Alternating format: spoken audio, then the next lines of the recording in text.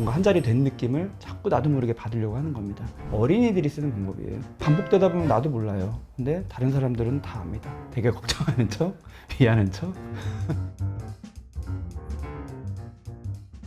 안녕하세요. 정신과 의사 정우열입니다. 다른 채널 돌아다니다 보면은 그런 댓글들이 많이 있잖아요. 악플인 것 같으면서 아닌 것 같으면서 애매한 댓글들. 오늘은 악플러 심리 분석 특집을 해보도록 하겠습니다.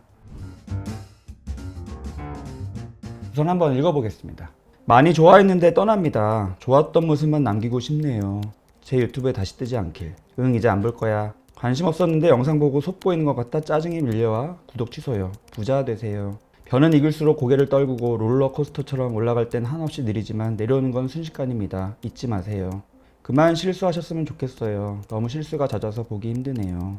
엄청난 비난이 있지 않죠? 그리고 되게 위하는 느낌이 들죠. 공인이신 만큼 조심하셔야 할 듯해요. 이런 식의 아끼는 사람인 것처럼 그만 실수하셨으면 좋겠어요. 너무 실수가 잦아서 좀 보기 힘들다. 이 댓글을 보는 사람은 느낌이 어떨까요? 기분이 나쁘죠. 제일 우리가 우선 헷갈리는 것 중에 하나는 조언입니다. 조언. 초심을 잃지 않으셨으면 좋겠다. 좋게 받고 그 마음을 잘 간직하셔서 좋은 유튜버가 되어주셨으면 좋겠습니다. 듣는 사람이 기분이 나쁜 이유를 잘 살펴보면은 조언이 아닌 경우가 많아서 사실은 조언할 필요 없다. 사람은 답정너다. 이런 얘기도 많이 드리거든요. 상통해요. 내가 누군가한테 조언을 좀 해주고 싶은 마음이 막 든다 치면은 그거는 우선 멈춰야 돼요. 상대방이 진짜 나한테 조언을 요구했으면은 생각해볼 여지가 있지만 지금은 그런 경우가 전혀 아니잖아요. 갑자기 조언을 합니다. 그 조언을 하는 이유가 있는 거예요. 진짜 도움이 상대방에게 되고자 하는 느낌의 조언이면은 상대방도 느껴요.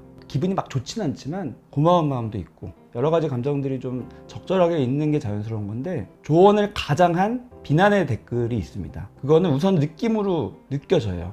인간관계라는 거는 무의식적인 상호작용이라서 겉으로 보이는 말이 전부가 아니에요. 비언어적인 소통이라고 하잖아요. 말투나 어떤 표정. 이 SNS 온라인상에서는 그런 것도 안 보여요. 되게 애매합니다. 중요한 거는 어쨌든 간에 무의식적으로 내 마음을 표현하게끔 되어 있어요.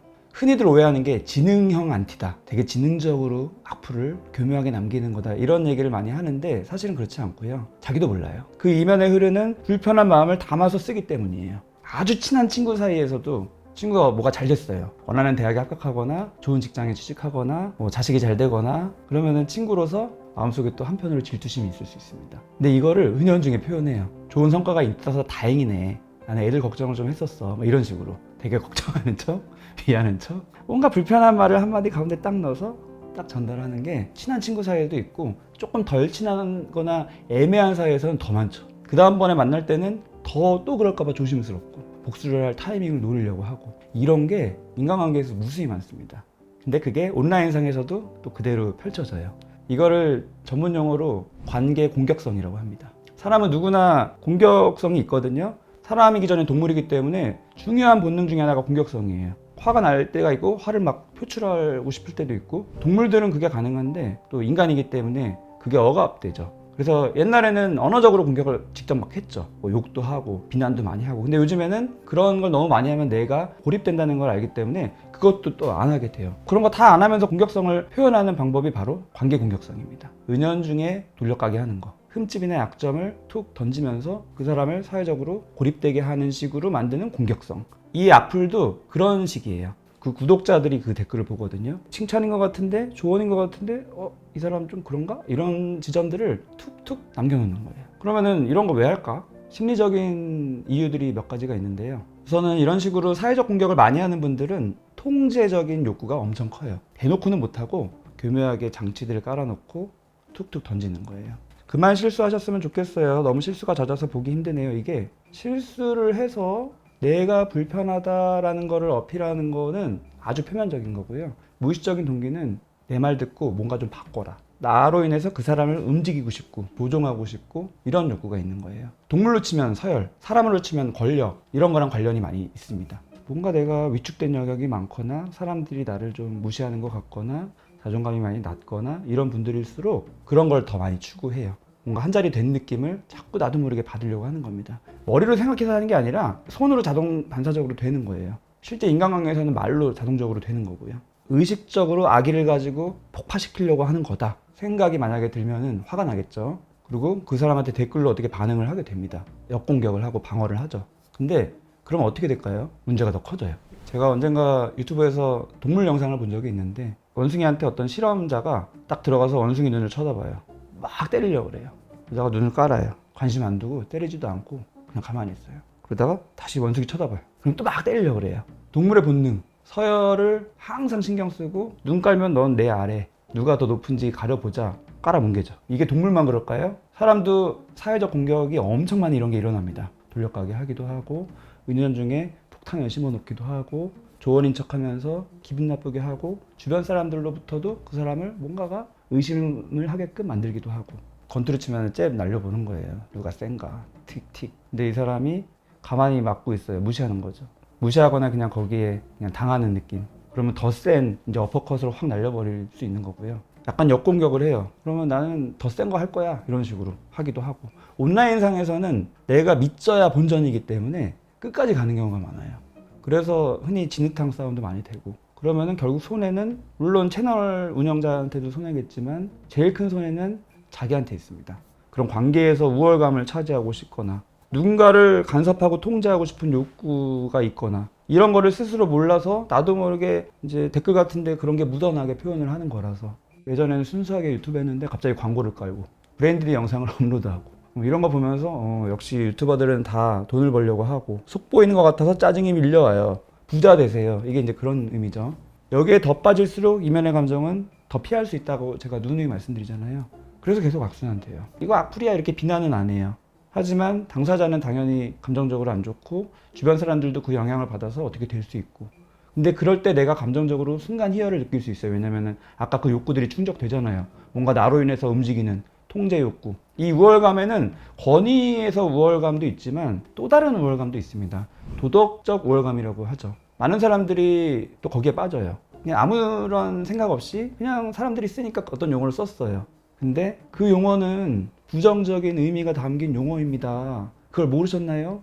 아셨으면 이제는 쓰지 마세요. 조심해 주세요. 그 사람을 위해서 하는 말일까요? 아니에요. 내가 그거 볼 때 엄청 찝찝합니다. 부정적인 찝찝함이 아니라 저 사람한테 이거를 말함으로써 나는 선하고 생각도 깊고 이런 사람이다라는 거를 어필하면서 도덕적인 우월감을 느끼는 거죠. 결국에는 누구 손해일까요? 역시 본인 손해입니다. 댓글 중에 그런 거 있죠. 간섭. 반려동물 강아지면 강아지. 동물에 대한 지식들을 총동원해서 뭐 사료 이거 먹이고 있으면 그 사료는 뭐 영양소가 어쩌고 저쩌고 좋지가 않아요. 이 사료를 바꾸세요. 자기도 모르게 이렇게 되는 거예요. 이게 남들이 보면은 기분이 나쁘고 뭔가 이상한데 본인은 몰라요. 왜냐면은 그 순간에 통제 욕구가 작동되고 우월감의 욕구가 작동돼서 순간적으로 희열을 느끼기 때문에 이타적이어서 또는 다른 사람들한테 관심이 많아서 좀 자기가 아는 정보를 제공해줘서 또 그냥 성격적으로 보면 오지랖이 좀 센 사람일 수 있지 않나요? 이렇게 볼 수 있거든요. 쉽게 말하면 느낌이 왠지 쎄하면 그 쎄할 만한 이유가 있는 겁니다. 그 이면에는 또 통제 욕구가 있는 거예요.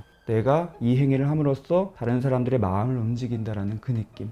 또는 나는 이만큼 선한 사람이라는 느낌을 주면서 스스로 우월감을 획득하는 그 느낌. 그렇게 실제로 마음 따뜻하고 다른 사람들을 베풀고 하는 사람들이 있고요. 그런 분들을 다 일컫는 게 아니에요. 자기 에너지 소모를 너무 많이 하면서 실제 자기의 관계에서는 오히려 악순환이 자꾸 일어나고 있는데도 이면에 있는 이런 욕구들을 충족하는 것에만 급급해 있는, 그러면서 오히려 자기 발전이 저해되는 그런 분들을 위해서 말씀드리는 겁니다. 어린이들이 쓰는 방법이에요. 아주 아이답게 표현하면 흥 나 삐졌어 이거예요. 근데 어른으로서 흥 나 삐졌어를 쓸 수 없어요. 이렇게 돌려가지고 좋은 척 좋은 느낌으로 쓰지만 이면의 감정은 나 삐졌다, 나 배신감 느낀다. 댓글로 그렇게 돌려가지고 아무도 모르게 기분만 나쁘게 표현하는 것보다는 그 이면의 감정을 그대로 보는 게 차라리 나아요. 아이들은 차라리 그게 됩니다. 나 삐졌어 라고 표현도 하고 나 삐졌어 라고 스스로 인식도 돼요. 차라리 그게 감정이 솔직한 건데 겉으로는 막 철이 들어야 되고 속에서는 오히려 감정이 인식이 안 되고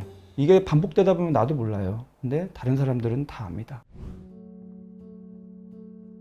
지금까지는 악플에 대한 얘기를 드렸잖아요. 선플은 어떨까요? 제 얘기를 좀 드리자면 악플이 별로 없어요. 그럼 제 마음은 어떨까요? 한편으로 두려움이 사실 있습니다. 제가 기억나는 댓글들 몇 개 보자면 이 시대의 참 의사이십니다. 많은 생명 살리고 계십니다. 진짜 너무 감사한데 저는 좀 두려워요. 너무 과대한 이상화를 나도 모르게 저한테 하고 있는 거거든요. 내담자분들 1대1 상담에서도 그런 게 많이 일어나고요. 긍정적인 전이라고 하고. 근데 제가 두려운 이유는 이상화를 확 하다가 실망을 하면 어떻게 될까요? 반대로 확 돌아섭니다. 평가절하라고 하죠. 이상화와 평가절하. 이게 극과 극인 것 같지만 종이장 한 장 차이예요. 안티카페 운영자는 보통의 시름으로는 안티카페 운영 못해요. 엄청난 배신감과 엄청난 실망감을 경험해야지 안티카페를 만들고 그 세력을 또 모읍니다. 그 전 단계는 대부분 엄청난 추종자였어요. 과대한 이상화를 해서 너무너무 좋고 실망하는 점을 찾아서 반대로 획 돌아가고. 그러니까 저한테 선풀 남기지 마세요 뭐 이런 게 아니에요. 그 이면에 있는 심리가 뭔지를 보는 거 너무 중요하다. 나도 모르게 이상화하고 추종하고 내 본연의 감정이나 이런 것들을 놓치고 기대에 못 미치는 점 찾으면 또 반대쪽으로 확 가서 또 거기에 몰입되고 그 이면에 있는 심리를 보라는 거예요. 스스로 적용을 해보고 내 마음에 집중해서 나의 진로나 나의 꿈을 향해서 장애물 없이 에너지 소모 없이 달려갈 수 있기를 바라고요. 그런 사회적 흐름이 됐으면 좋겠고요. 이제 대중의 관심을 받는 그래서 힘들어하는 분들이 이 영상을 혹시 보신다면 어떤 마음을 가지면 좋을까 생각을 해봤습니다. 제일 중요한 거는 내 마음을 놓치지 않는 거예요. 뭐 어떻게 해야지 여기서 빠져나가고 뭐 어떻게 해야지 사람들이 나를 오해하지 않고 잘 좋게 볼까 이런 거에 집중하는 게 아니라 저는 또 만나볼 수 있거든요. 직업적으로. 그분들은 제일 괴로워하는 게 자괴감이에요. 나는 왜 이렇게 나 스스로를 관리하지 못했을까? 왜 그런 실수를 했을까? 꼭 놓치지 않아야 되는 거는 나를 향한 변호사된 느낌이에요. 개인으로 접근했을 때는 그렇게 자기 반성하고 자기를 비하하고 한다고 해서 회복되지 않아요. 파국으로 갑니다. 나를 지키고 진짜 내 편인 사람들한테 이런 진솔한 어려움들을 나누고 지지받고 이런 경험을 하셔서 회복하는 게 제일 중요한 대처 방법인 것 같습니다. 악플러 특집이라고 제목을 처음에 말씀드렸지만 사실은 어떻게 보면 인간관계예요. 그게 온라인상에서 일어나는 인간관계에서 자기도 모르게 무의식적으로 상호작용되면서 다른 사람을 관계 공격성을 활용해서 교묘하게 공격하고 있고 자기는 더 고립되고 더 힘들어질 수 있다는 그 심리적 흐름을 설명드리고 싶었습니다. 영상이 도움되셨으면 구독과 좋아요, 댓글, 알림 설정 부탁드리겠습니다. 저는 다음에 더 좋은 영상으로 찾아뵙겠습니다. 시청해주셔서 감사합니다.